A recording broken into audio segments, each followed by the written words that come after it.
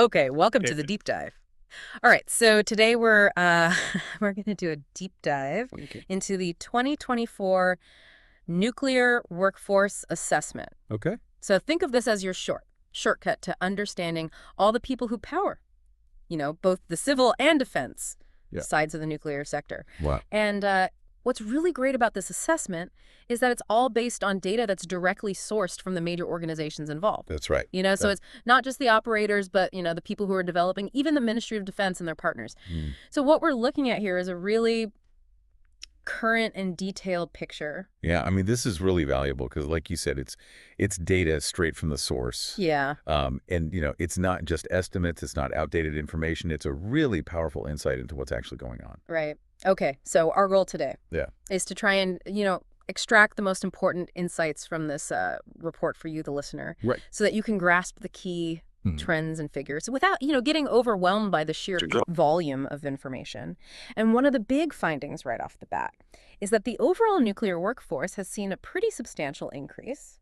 It has. We're talking 15% jump from 83,000 in 2023 to 96,000 in 2024. Yeah, that's a huge increase. Yeah. What do you think is driving Well, I think it's a really key question. Yeah. And I think this, this big jump that we're seeing probably reflects the renewed focus and government investment in both civil and defense nuclear initiatives. So it's sort of signaling a long-term commitment to the sector, which, it's had kind of a period of relative stability rather than rapid expansion in recent years. Right.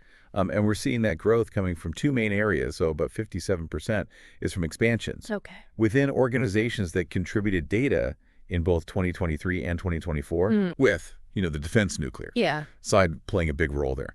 But what's also really interesting is 43% of this growth is attributable to new sites being included in the data collection for the first time. That makes sense. Across both defense and civil. Yeah. So it's kind of a combination of, existing players scaling up and then also just a more comprehensive view of the industry overall. Yeah. It's much broader. It is broader. Scope of the data. Yeah. Right.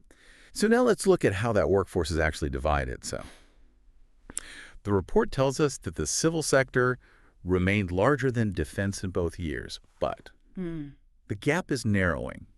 So in 2023, it was 57% civil and 43% defense. Then that shifted to 54% civil and 46% defense in 2024. So what does that fence? Well, I think that's a really good point. That narrowing gap really, really highlights the demands and activity within the defense nuclear enterprise. So while the civil sector remains substantial, the fact that defense is growing at a proportionally faster rate does suggest a significant ramp up in personnel. Yeah. And operations in that area, potentially reflecting, evolving geopolitical considerations and defense strategies. And within the civil sector itself, there's even a further breakdown into these subsectors. So that's defense, which is interesting because that's listed under civil. Yeah, it is interesting. As well as the overall category. And then supply chain decommissioning operations, nuclear new build, or NNB, research, and regulator. Are there any shifts in these that really caught your attention? Yeah, absolutely. I think the standout here is that dramatic. 87% increase in the operations subsector. Wow. Soaring from just over 4,000 to more than 7,500 employees.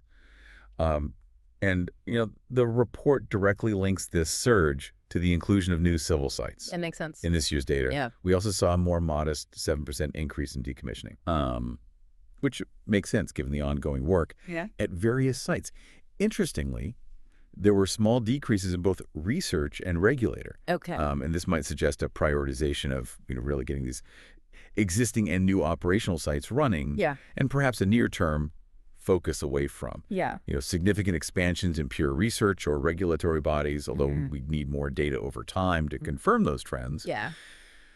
The supply chain and nuclear new build subsectors remained relatively stable. Okay, so getting the sites up and running. Yeah, concentration of growth in getting those sites operational. All right, now, geographically, the report breaks down the workforce by region.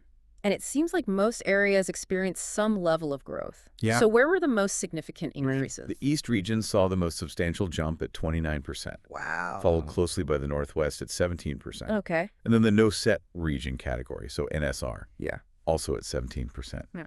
And that NSR increase, as we mentioned earlier, is tied to those new civil sites where employees might not have a fixed geographical base yet. Yeah, that makes sense. It's also important to note the addition of a whole new region in this year's assessment. Okay. So that's Yorkshire and the Humber. And this reflects the inclusion of more organizations supporting the defense nuclear enterprise in that specific area. So we're seeing growth across the sectors and geographical locations. We are. So now let's consider what all these individuals are actually doing. So the assessment outlines 6 broad functions within the industry. So what are those key functions? Okay, so the 6 core functions are business functions, trades, engineering, project and program management, or PMPM operations, and then science, technical, health, safety, and environment, or STHSE.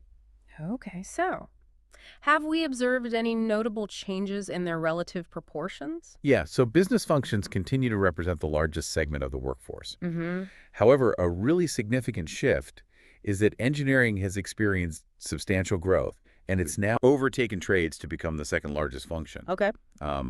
The proportion of the workforce in trades, on the other hand, saw a 3% decrease. Yeah, that move from trades to engineering feels like a really important indicator, doesn't it? Yeah, I think it probably signifies a strategic pivot towards more, design-intensive and technologically advanced areas within nuclear, potentially driven by, development and deployment of new reactor technologies. The increasing complexity of managing and maintaining existing infrastructure, all of which require, highly skilled engineering expertise. So the report also refers to levels within the workforce, which are indicators of experience and qualifications.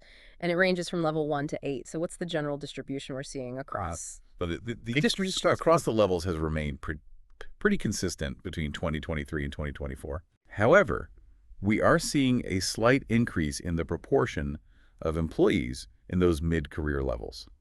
So specifically levels 3, 4, and 5. Okay. This could suggest, a maturing of the workforce with more individuals gaining experience and progressing into those more established and experienced roles. Okay, let's turn our attention to the demographics. Starting with gender representation. It appears that there's been a minor shift, but the sector still remains predominantly male. Yeah, that's accurate. So in 2023, the workforce was 78% male and 21% female. Okay. The 2024 data shows a shift to 70% male and 22% female. Okay. But it is worth noting, however, that the report also indicates that gender was not declared for 8% of the workforce in 2024. And this is attributed to increased organizational sensitivity around the collection and reporting of this data. Additionally, less than 1% of the workforce identified as non-binary. So while there is a small positive trend in terms of female representation, there's clearly still a significant journey ahead to achieve better gender balance. Right. And how about the age profile of the workforce? That's often a key consideration in terms of future skills and knowledge retention. Yeah, we're actually seeing some encouraging trends in the age demographics. So the proportion of the workforce over the age of 50 has decreased by 2%. Okay. And we've observed corresponding increases in the 30 to 39 and 40 to 49 age groups.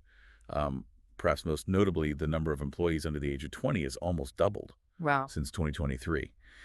So this influx of younger talent is really vital for the long-term sustainability and innovation within the nuclear sector. So the report also includes a section on equality, diversity, and inclusion, or ED&I, and it highlights a pretty significant increase in the number of employees providing this type of data. Right. The substantial increase in employees reporting data related to sexuality, disability, and ethnicity is a really positive development. Yeah. I think it suggests a growing openness and willingness within the workforce to share this information, which is crucial for building a more inclusive environment. For instance, the reporting of sexuality almost doubled. Disability reporting saw a notable rise. And ethnicity reporting also increased significantly. So this more comprehensive data will allow for a more informed understanding of the workforce's diversity profile.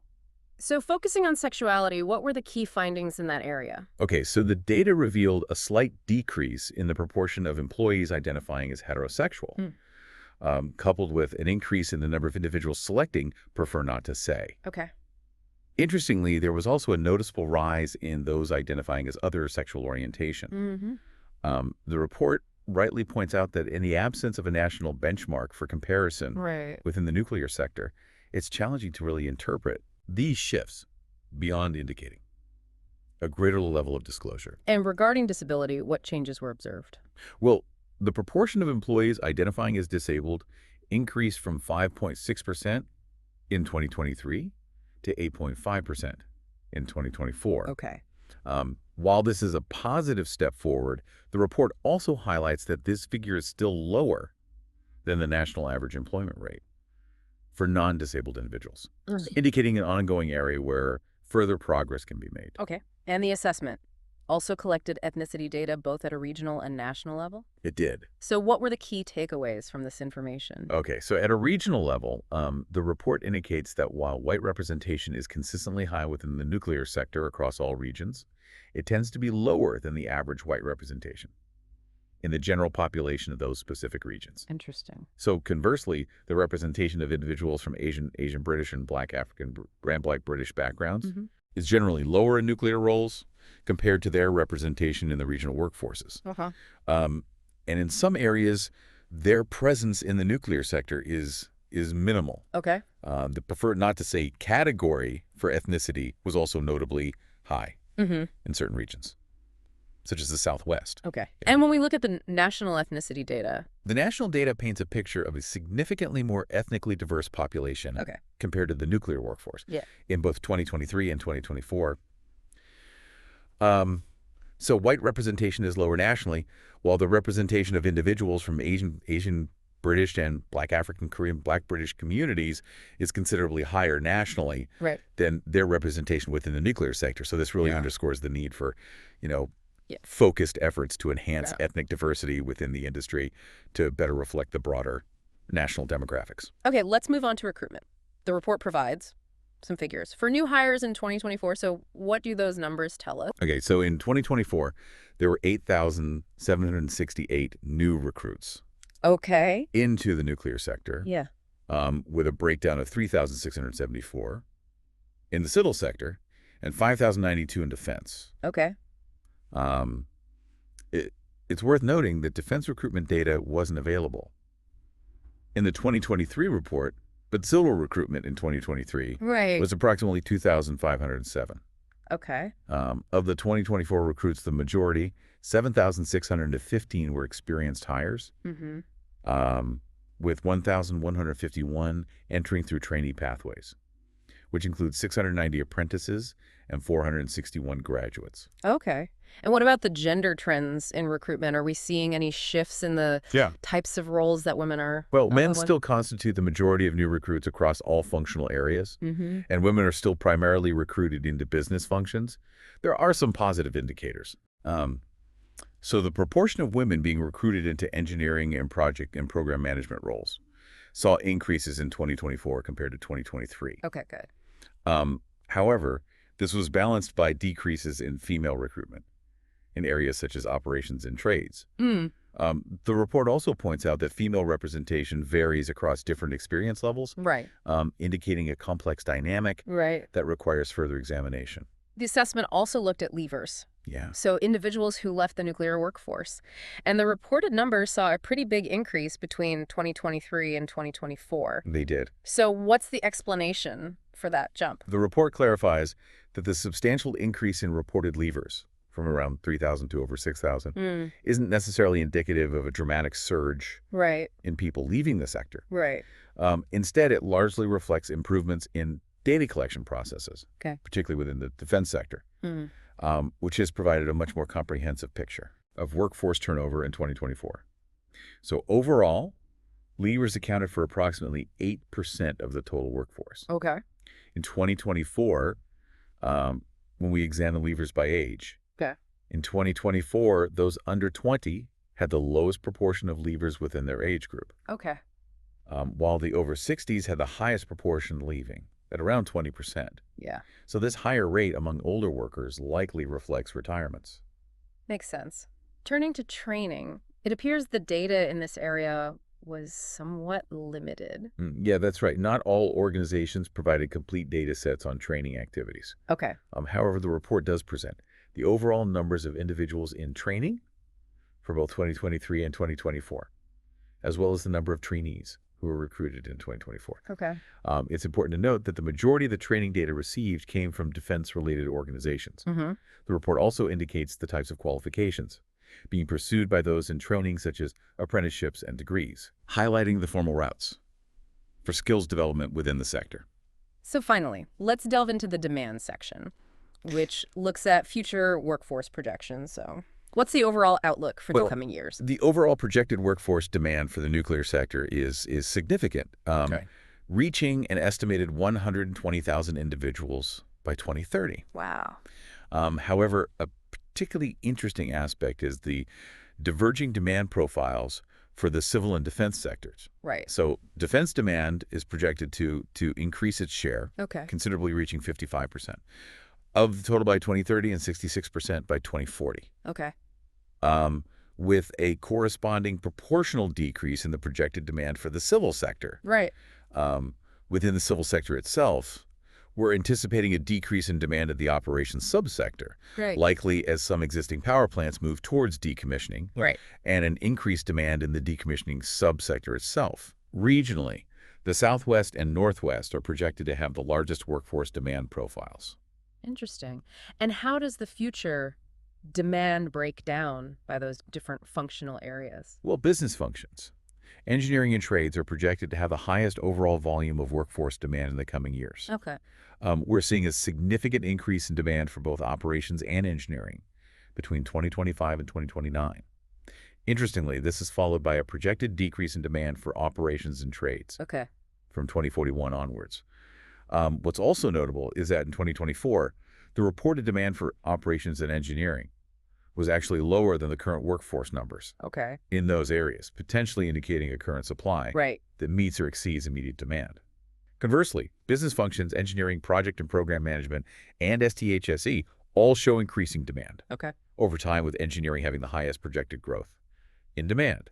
The demand for trades is expected to decline steadily after an initial decrease in the workforce in that area. So the report concludes by outlining some future considerations for how these workforce assessments can be further improved. So what are some of the... Well, they've highlighted several crucial areas for enhancement. This includes improving the consistency of role and level mapping across different organizations to allow for more standardized data analysis. They also emphasize the need to broaden the understanding of training beyond just formal qualifications to capture a wider range of upskilling and professional development activities, gaining a more detailed understanding of workforce movement. So the reasons why people join, leave, and move between different roles within the sector is also seen as vital. The report suggests incorporating dynamic scenario modeling to better understand how potential changes in projects or policies could impact future workforce needs.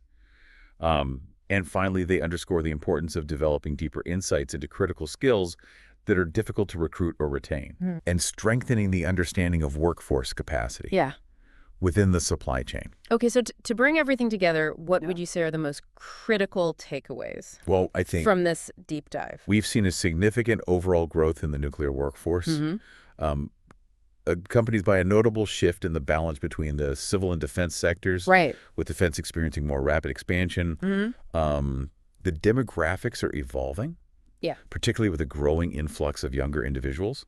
Although achieving better gender balance remains an important goal, there are clear areas identified for continued focus in enhancing diversity and inclusion within the sector. And looking ahead, the projections indicate a substantial increase in overall workforce demand, with specific variations across different functions and regions that will require strategic planning by organizations within the industry. Okay, so on that note, here's a final thought for you to consider.